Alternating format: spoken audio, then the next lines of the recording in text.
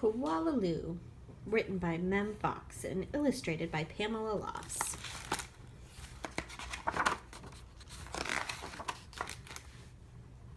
There was once a baby koala so soft and round that all who saw her loved her. Her name was Koala Lou. The emu loved her, the platypus loved her, and even tough little Koala Claus next door loved her. But it was her mother who loved her most of all.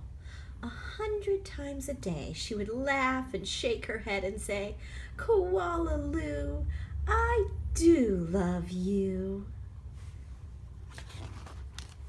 Whenever she stretched in the early morning sun or climbed a gum tree or bravely went down the path all by herself, her mother would smile and say, "Koala Lou, I do love you."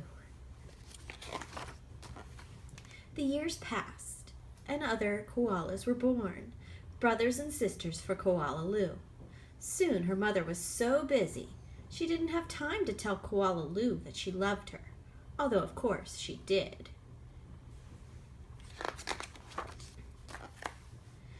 Every night, as she curled up under the stars, Koala Lou thought about the times when her mother had looked at her and said, "Koala Lou, I do love you."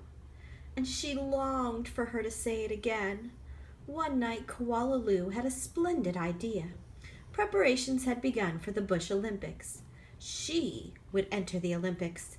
She would compete in the gum tree climbing event, and she would win. And her mother would fling her arms around her neck and say again, "Koala Lou, I do love you." Koala Lou began her training right away. She jogged and puffed and lifted weights and panted.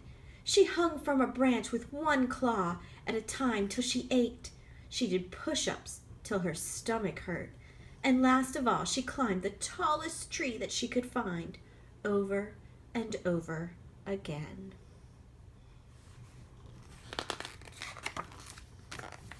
Sometimes her mother would watch her and ask, "How you doing, Blossom?" "Fine, just fine," Koala Lou would reply. At last, the day of the Bush Olympics arrived. Koala Claus had also entered the gum tree climbing event, and everyone knew how fast she was. But Koala Lou wasn't scared. She saw her mother in the crowd and imagined her saying again, "Koala Lou, I do love you," and her heart filled with hope. It was Koala Claus who went first.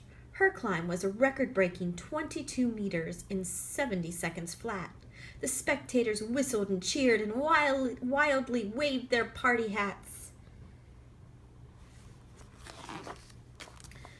"Can I do better than that?" wondered Koala Lou. "I must." As she stepped towards the tree, a hush fell over the crowd. "On your mark," said the kookaburra. "Get set, go!" And Koala Lou leapt onto the tree. Up and up and up she climbed, higher and higher and higher, faster and faster and faster, until there she was, right at the very top. The spectators roared and clapped and stomped their feet. But she wasn't fast enough. In spite of her training and all her hoping, it was Koala Claus who won the gum tree climbing. Koala Lou came in second. Koala Lou went off and hid. She heard the shouts of the Bush Olympics and cried her heart out. Oh, poor Koala Lou. When the first stars of evening appeared in the sky, Koala Lou crept home through the dark and up into the gum tree. Her mother was waiting for her.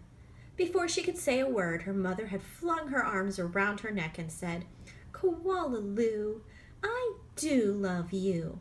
I always have, and I always will." And she hugged her for a very long time.